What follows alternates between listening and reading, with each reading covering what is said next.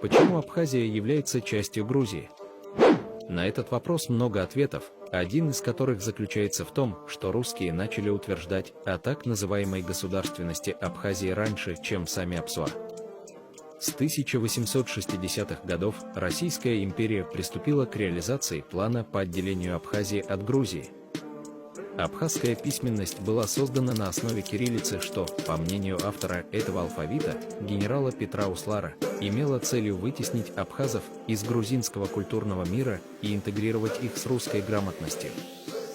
Даже известный сепаратист Семен Шхацава позже писал, что этим фактом Российская империя пыталась отдалить абхазов от родственных им народов.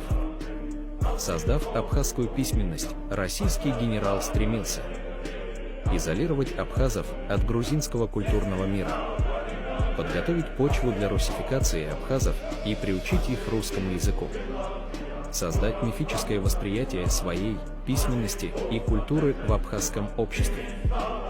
В результате, в 1892 году Дмитрий Гулия адаптировал созданный Усларом алфавит к звукам абхазского языка и опубликовал новый абхазский алфавит на основе кириллицы.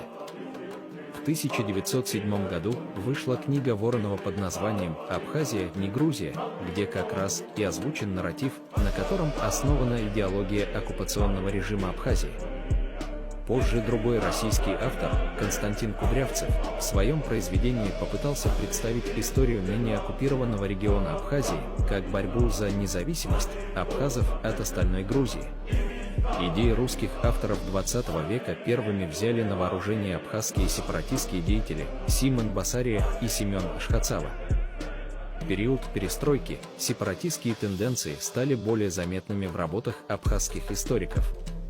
Станислав Лакоба и Владислав Ардзинба своими работами начали доказывать мифический тезис о 1200-летней абхазской государственности.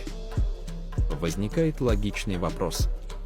Если Абхазия была независимой с незапамятных времен, то почему у них нет более ранних исторических произведений и памятников абхазской культуры? Ответ прост. Этот регион всегда был частью Грузии.